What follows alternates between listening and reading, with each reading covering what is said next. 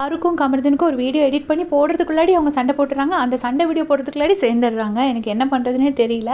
இப்போ பார்த்தீங்கன்னா திருப்பியும் சண்டை வந்துருச்சு.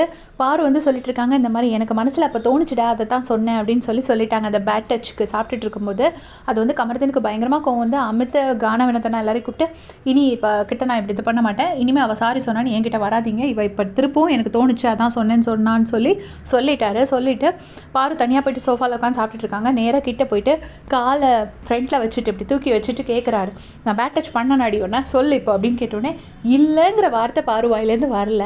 அந்த இடத்துல இல்லைன்னு சொல்லியிருந்தா முடிஞ்சு போயிருக்கும். ஏன்னா கேமராவில் ரெக்கார்ட் ஆகிருக்கும், கமருதனோட நேம் வந்து சேஃபாக இருக்கும், அவரும் விட்டுருப்பாரு. அவர் கேட்குறாரு, நான் அவனை பேட் டச் பண்ணனா அப்படின்னோடனே இல்லைங்கிற வார்த்தையை சொல்லாமல் இப்போ எதுக்குடா திருப்பவும் அதை பேசுகிற அப்படி தான் வந்து உருட்டுறாங்களே தவிர கரெக்டாக அவங்க வந்து ஒரு ஆன்சர் சொல்ல மாட்டேங்கிறாங்க. உடனே கமருதனுக்கு பயங்கரமாக கோவம் வந்துருச்சு. அவர் சுவிட்ச் ஆன் பண்ணி விட்டுட்டாரு.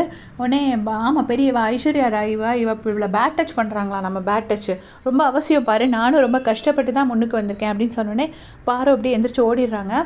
ஓடினதுக்கப்புறமா திருப்பி வந்து கானவினோத் வராரு. அப்போ வந்துட்டு கமருதன் வந்துட்டு போய் சொல்கிறாரு, சரியான விஷம் மச்சான், நான் வந்து பேட் டச் பண்ணேன்னு இப்போ திருப்பியும் சொல்கிறா அப்படின்னு சொல்லிட்டு கானவினோத் சொல்கிறாரு. அவர் இப்படி கேட்டுட்டு ரொம்ப சங்கடப்பட்டுட்டே போகிறாரு.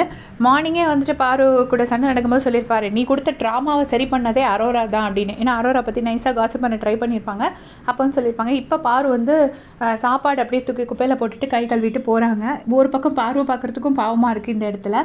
பட் அந்த இடத்துல ஒரே ஒரு வார்த்தை சொல்லியிருந்துருக்கலாம், இல்லை நீ பேட் டச் பண்ணலை அப்படின்னு சொல்லித்தான் அவங்க வச்ச ஃபால்ஸ் எலிகேஷனுக்கு அவங்களே ஒரு முற்றுப்புள்ளி வச்ச மாதிரி இருந்திருக்கும். அந்த பிரச்சனையும் முடிஞ்சிருந்திருக்கும். அதையே பாரு பண்ணலான்னு தெரியல. உங்களுடைய கமெண்ட் சொல்லுங்கள்.